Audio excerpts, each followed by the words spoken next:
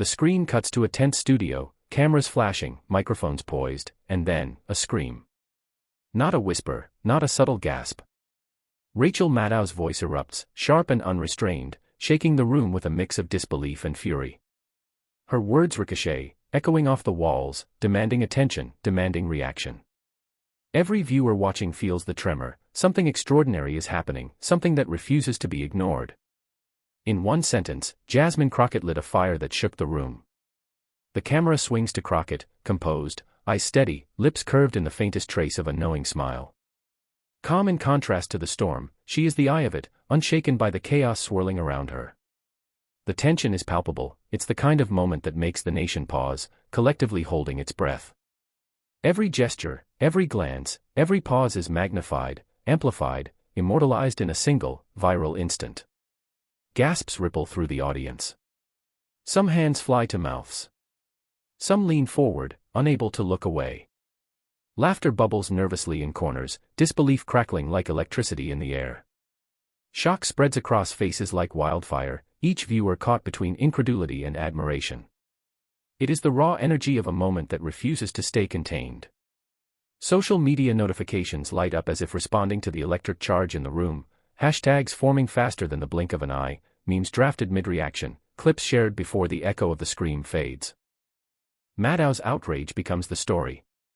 Her volume, her fury, her incredulity, all are measured against Crockett's composed precision. One appears consumed by emotion, the other anchored by principle. The contrast is stark, cinematic, unforgettable. Every camera angle, every cut, every frame speaks to the hero and villain at the center of this drama. The audience senses it. This is not a mere debate. This is a clash destined to ripple across the nation, to challenge assumptions, to ignite conversations that will not be silenced. But why did this moment explode across America in seconds? Why did one line, one delivery, one unwavering glance from Jasmine Crockett become the spark that lit 1,000 conversations, 100 debates, and 1,000,000 social media feeds? The answer is coming, but the nation has only just begun to feel the tremors. The storm is far from over. The tension didn't happen in a vacuum. It unfolded in a packed studio, lights glaring, cameras humming, and the nation watching. The air was thick with expectation, the kind of charged silence that precedes moments that will be replayed for years. Every eye fixed on the stage, every ear straining for the next word, every mind already anticipating the drama to come. Here, in this arena of ideas and influence, reputations were on trial, and the verdict would not come from a court of law, it would come from millions of viewers judging, reacting, and sharing in real time. At the center, two figures commanded the spotlight, each a foil for the other. On one side, Rachel Maddow, established, unapologetically sharp, her voice a force that had shaped public opinion for years. Her intellect was revered, her commentary dissected, and her presence alone could intimidate even the most seasoned politicians. She had mastered the art of commanding attention, of bending narratives to her will, and of reminding the nation why she was a media titan. Yet, in her power, there was a predictable rhythm, a cadence that could be anticipated, a vulnerability lurking in the very consistency that made her formidable. Across from her stood Jasmine Crockett, the rising star few outside her district truly understood. Newcomer, underdog, underestimated, yet unwavering. Crockett carried the weight of her constituents, her community, and a history of battles fought in courtrooms, city halls, and neighborhoods where her voice had often been the only one speaking truth to power. Where Maddow represented authority and scrutiny, Crockett embodied resilience, clarity, and a refusal to bend under pressure. She was calm where Maddow erupted, precise where Maddow thundered, and measured in a way that made her unpredictably dangerous. The audience could sense it. This was a collision not just of opinions, but of worlds, of influence, of history, and possibility. Every word, every pause, every glance mattered. The stakes were enormous. This was not merely a televised exchange, it was a defining moment in a political landscape hungry for heroes, for voices unafraid to challenge authority. Viewers understood instinctively that what happened here could set precedents, shift narratives, and redefine the parameters of public discourse. In the court of public opinion, no misstep could be ignored, no comment dismissed, and no composure guaranteed. And then came the subtle tension, the unspoken recognition of the upcoming spark. Crockett, underestimated and yet resolute, poised to speak with clarity and conviction. Maddow, confident but blindsided by the audacity before her. Every heartbeat in the room, every flash of a camera, every eye on the live stream knew what happens next didn't just trend. It rewrote the playbook. Every expectation was about to be challenged, every assumption shattered, every viewer forced to reconsider who truly commanded the narrative. And it all began with a single sentence that Maddow could not ignore. Rachel Maddow's name carried weight long before this moment. For years, she had dominated late-night political commentary with a combination of razor-sharp wit, relentless research, and a voice that could cut through the static of a crowded media landscape. Her loyal following hung on every word, every analysis, every breakdown of policy and scandal. To her audience, she was a champion of truth, a relentless watchdog holding power to account. To her critics, she was something else entirely: elitist, performative, dramatic, a figure who often seemed more interested in theatrical outrage than balanced discourse. Both perspectives were true, intertwined, inseparable threads of the persona Maddow had cultivated over decades. Her public image was a masterclass in contradiction. On one hand, her intelligence was undeniable, a piercing insight that few could match. Her ability to dissect complex legislation, uncover hidden motives, and deliver it all in a compelling narrative earned her accolades and influence. On the other hand, that same intensity often tipped into performative extremes.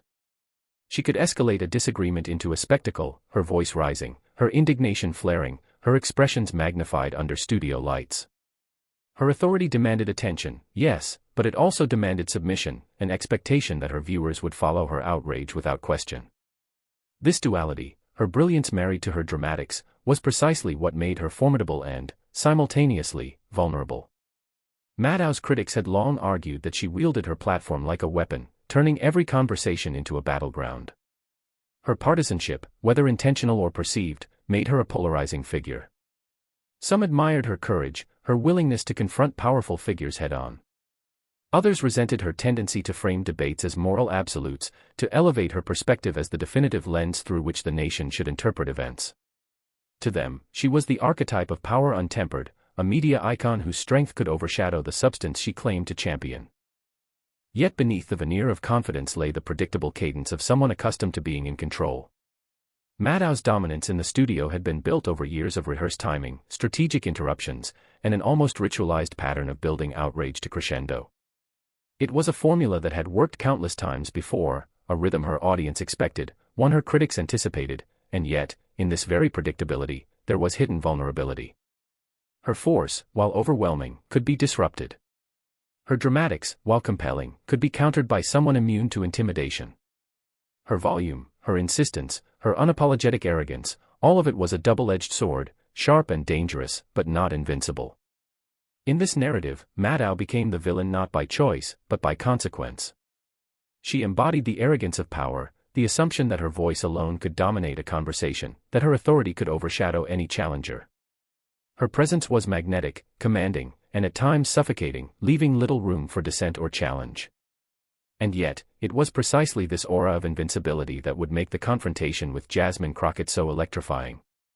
Every trait that had brought her dominance, every method she had perfected over decades, would be tested against a force she had never encountered before. The nation had watched Maddow in moments of brilliance and moments of meltdown, and they had come to expect a certain pattern: escalate, dominate, conclude. But no script, no pattern, no expectation could have prepared anyone, least of all Maddow herself, for what was about to unfold. Yet beneath the veneer of confidence lay the predictable cadence of someone accustomed to being in control. Maddow's dominance in the studio had been built over years of rehearsed timing, strategic interruptions, and an almost ritualized pattern of building outrage to crescendo. It was a formula that had worked countless times before, a rhythm her audience expected, one her critics anticipated, and yet, in this very predictability, there was hidden vulnerability. Her force, while overwhelming, could be disrupted. Her dramatics, while compelling, could be countered by someone immune to intimidation. Her volume, her insistence, her unapologetic arrogance, all of it was a double-edged sword, sharp and dangerous, but not invincible. In this narrative, Maddow became the villain not by choice, but by consequence. She embodied the arrogance of power, the assumption that her voice alone could dominate a conversation, that her authority could overshadow any challenger. Her presence was magnetic, commanding, and at times suffocating, leaving little room for dissent or challenge. And yet, it was precisely this aura of invincibility that would make the confrontation with Jasmine Crockett so electrifying. Every trait that had brought her dominance, every method she had perfected over decades, would be tested against a force she had never encountered before. The nation had watched Maddow in moments of brilliance and moments of meltdown, and they had come to expect a certain pattern: escalate, dominate, conclude. But no script, no pattern, no expectation could have prepared anyone, least of all Maddow herself, for what was about to unfold. But Maddow had never faced someone like Jasmine Crockett before. Jasmine Crockett's story did not begin in a studio, under bright lights or in front of millions of viewers. It began in neighborhoods where opportunity was scarce but dreams were abundant, where every setback demanded resilience, and every victory was hard-earned. From the earliest days of her life, Crockett understood the weight of expectations and the sting of being underestimated. Her community was one where voices like hers often went unheard, where representation was a luxury, and where speaking truth to power required courage that few could summon. Her path to politics was carved from grassroots struggles. Long before her name appeared on ballots or lit up television screens, she was organizing in local communities, advocating for justice in city council meetings, and standing up for those whose stories were overlooked. Each campaign she ran, each policy she pushed forward, was rooted in a commitment to serve, to challenge inequity, and to lift the voices of those often silenced. Crockett's rise was never handed to her; it was built on late nights, tireless advocacy, and a relentless refusal to accept that her background dictated her limits. The obstacles she faced were formidable. Being a black woman in a world dominated by privilege and tradition meant navigating layers of bias and skepticism. Her identity, which she embraced with pride, often made her a target for doubt and dismissal. Doors that opened for others closed for her, opportunities that were granted easily to some required relentless effort from her. And yet, each challenge only reinforced her resolve. Crockett's story is one of dignity in the face of adversity, of resilience when the odds seemed insurmountable, and of unwavering commitment to justice even when the path was fraught with obstacles. Crockett's journey was more than personal ambition; it was a mission to redefine what leadership looked like. In halls of power where a presence was rare, she demanded respect not through aggression or spectacle, but through clarity, poise, and integrity. She refused to shrink or to conform to the expectations of those who sought to minimize her voice. Her power was quiet yet undeniable, a calm force that drew attention not because it shouted, but because it could not be ignored. People saw in her a leader who spoke from experience, who understood the struggles of everyday citizens, and who could articulate solutions with precision and heart. In this world of polished media personalities and seasoned political commentators, Crockett was underestimated. To many, she was the newcomer, the one without the platform, the one lacking the name recognition or media training to match her counterparts. Yet it was precisely this underestimation that became her strength. Freed from the expectations that weighed down others, she could speak plainly, truthfully, and powerfully. She did not need theatrics to command attention. She did not need volume to make her point. Her credibility came from lived experience, from a history of struggle, and from an unshakable commitment to justice. Crockett had learned early that courage is not loud, it is steadfast. That resilience is not performative, it is persistent. That influence is not inherited, it is earned. And so, every debate she entered, every challenge she faced, every public statement she made was underpinned by years of preparation, by battles fought in courtrooms and community centers, by nights spent strategizing and days spent advocating. Her presence was not a coincidence, it was the culmination of a lifetime of dedication to truth, equity, and representation. To the audience watching, Crockett embodied the ideal of the truth-teller unafraid of powerful voices. She carried herself with dignity in a space where arrogance often ruled. She challenged assumptions without hesitation and refused to be intimidated by authority. Each word she spoke was deliberate, each pause meaningful, each glance intentional. The audience could feel it. This was not a person seeking approval or validation. This was someone whose integrity was absolute, whose purpose was clear, and whose courage could not be measured by volume alone. So when the spotlight turned on her, Crockett was more than ready. The tension that had been simmering for weeks finally boiled over as the cameras focused on the two figures at the center of the storm. Rachel Maddow, accustomed to controlling the narrative, leaned forward, her voice slicing through the hum of the studio like a whip. She interrupted before the question had fully landed, her words clipped, deliberate, sharp with impatience. Every syllable carried the authority of experience, the confidence of someone used to being unchallenged. She attempted to dominate the conversation, her tone teetering between incredulity and accusation, as if mere composure from her opponent was a provocation.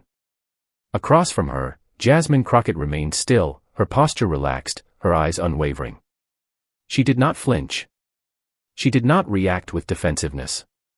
Her voice, calm yet assertive, cut through the tension without raising in volume. Every response was measured, precise, delivered with the clarity of someone who had faced scrutiny far greater than a studio debate. The contrast between Maddow's rising agitation and Crockett's composed authority was immediate, electric, impossible to ignore. Each time Maddow escalated, Crockett absorbed the energy and returned it transformed, not with anger, but with undeniable logic and presence. To the audience watching, Crockett embodied the ideal of the truth-teller unafraid of powerful voices. She carried herself with dignity in a space where arrogance often ruled. She challenged assumptions without hesitation and refused to be intimidated by authority. Each word she spoke was deliberate, each pause meaningful, each glance intentional. The audience could feel it. This was not a person seeking approval or validation. This was someone whose integrity was absolute, whose purpose was clear, and whose courage could not be measured by volume alone. So when the spotlight turned on her, Crockett was more than ready. The tension that had been simmering for weeks finally boiled over as the cameras focused on the two figures at the center of the storm. Rachel Maddow, accustomed to controlling the narrative, leaned forward, her voice slicing through the hum of the studio like a whip. She interrupted before the question had fully landed, her words clipped, deliberate, sharp with impatience. Every syllable carried the authority of experience, the confidence of someone used to being unchallenged. She attempted to dominate the conversation, her tone teetering between incredulity and accusation, as if mere composure from her opponent was a provocation. Across from her, Jasmine Crockett remained still, her posture relaxed, her eyes unwavering. She did not flinch. She did not react with defensiveness. Her voice, calm yet assertive, cut through the tension without raising in volume. Every response was measured, precise, delivered with the clarity of someone who had faced scrutiny far greater than a studio debate. The contrast between Maddow's rising agitation and Crockett's composed authority was immediate, electric, impossible to ignore. Each time Maddow escalated, Crockett absorbed the energy and returned it transformed, not with anger, but with undeniable logic and presence. The room itself seemed to respond to the clash. Cameras panned over stunned producers, crew members caught mid-motion, and audience members whose eyes widened as the atmosphere shifted. The energy was tangible, a pulse that reverberated through every frame, every microphone, every viewer watching at home. The debate, initially a structured exchange, had become a battlefield of influence, power, and perception. Every interruption from Maddow demanded a counter, every carefully crafted statement from Crockett demanded attention, and the rhythm of escalation tightened like a drawn bow. Social media feeds lit up in real time. Clips of Maddow's increasing agitation were shared alongside slow-motion captures of Crockett's calm replies. Viewers dissected every gesture, every inflection, every pause. The undercurrent of the room, the subtle shifts in body language, the tightening of shoulders, the narrowing of eyes, added layers of tension that the cameras could not fully capture but the audience instinctively sensed. Every interaction carried stakes far beyond the immediate words. This was a performance of character, a test of temperament, and a proving ground for credibility. Maddow's strategy relied on pressure, overwhelm, intimidate, assert dominance. Yet Crockett had trained for this in ways her opponent could not anticipate. She met each escalation with steady articulation, each pointed remark with calm counterpoints, each display of outrage with measured evidence. The disparity between them was growing impossible to ignore. Where Maddow's fury demanded attention, Crockett's composure commanded respect. Where Maddow sought to intimidate, Crockett simply illuminated the arguments with precision and grace. Viewers could feel the storm building. The energy in the studio thickened with every exchange, every interruption, every pause pregnant with anticipation. The narrative of underdog versus established power was no longer theoretical, it was unfolding in real time, a collision of personality, principle, and presence. Tension crackled in the air, every viewer straining forward, waiting for the pivot, the moment when the momentum would shift irreversibly. And then came the clapback that would make history.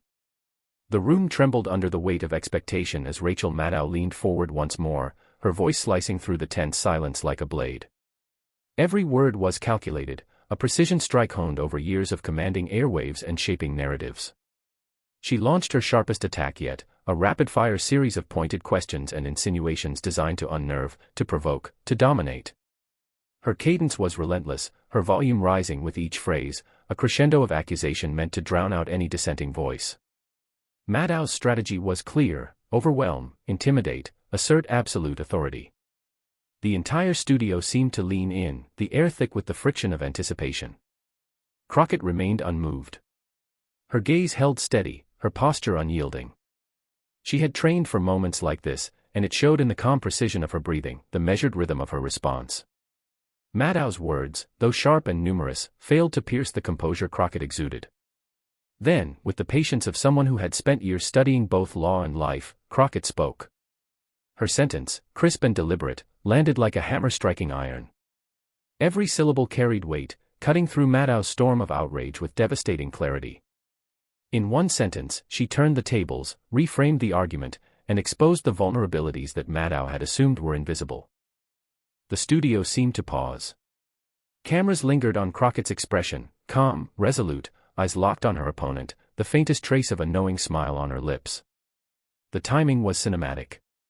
She delivered the line slowly, letting each word settle, letting the gravity of her message sink in. A beat of silence followed, the kind that feels like eternity in a live broadcast.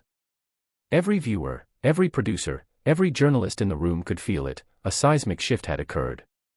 Maddow's face, once so composed and controlled, betrayed the first flickers of rattling uncertainty. Her fingers twitched, a hand lifted mid-gesture only to fall limply at her side, her eyes narrowing in disbelief as she processed the unexpected brilliance before her. Then came the reactions, cascading like dominoes. The audience gasped, some covering their mouths in awe, some leaning forward with wide eyes. Laughter rippled nervously, disbelief flashing across faces. The room's energy shifted from tense confrontation to electric amazement. Cameras cut to viewers at home, faces illuminated by screens, jaws dropping in unison as the line circulated instantly online. Social media exploded. Hashtags formed within seconds, trending on Twitter. TikTok clips began circulating, each share amplifying the moment exponentially. Memes and commentary erupted in real time, viewers dissecting the timing, the tone, the sheer audacity of Crockett's delivery. The clapback was no longer confined to the studio, it had gone viral, unstoppable, rewriting the narrative within moments. Every nuance mattered. Crockett's pauses were deliberate, each one allowing Maddow's mounting frustration to fill the space before being shattered by the next incisive point. The rhythm was almost choreographed, a masterclass in control versus chaos. Maddow's interruptions, once commanding, now seemed frantic, reactive, futile. Her voice, raised in desperation, failed to regain dominance, the control had slipped from her hands. As the seconds stretched, the viral moment crystallized. The interplay of voice, timing, and poise transformed what could have been a fleeting exchange into a defining spectacle. The magnitude of the moment was clear: this was not just a single clapback. It was a statement of principle, a testament to preparation, integrity, and the quiet power of underdogs who refused to be intimidated. Across platforms, commentators dissected the delivery, replaying the slow burn of suspense, marveling at how one line could render an experienced media titan momentarily speechless. Every reaction, every retweet, every shared clip reinforced the narrative: this was history in real time. Maddow's astonishment grew with each passing second. The carefully constructed walls of authority she had relied upon for years were crumbling before her eyes. Her usual strategies, interrupt, overwhelm, dominate, had no effect against the precision and clarity of Crockett's articulation. In their place, a new dynamic had emerged, one of respect earned, not assumed, of authority established through truth and composure rather than volume and reputation. Even the most loyal viewers could sense the shift: the scales of influence had tilted, and there was no turning back. Meanwhile, Crockett maintained her poise, aware but unperturbed by the storm she had ignited. Her delivery was flawless, each word chosen not only for its rhetorical power but for its emotional resonance. She had anticipated the pressure, the theatrics, and the potential for intimidation. Her preparation, her lived experience, and her unwavering commitment to her principles converged in this singular, unforgettable moment. The studio was no longer just a room of lights and microphones, it was a stage, and Crockett had claimed it with precision, authority, and undeniable brilliance.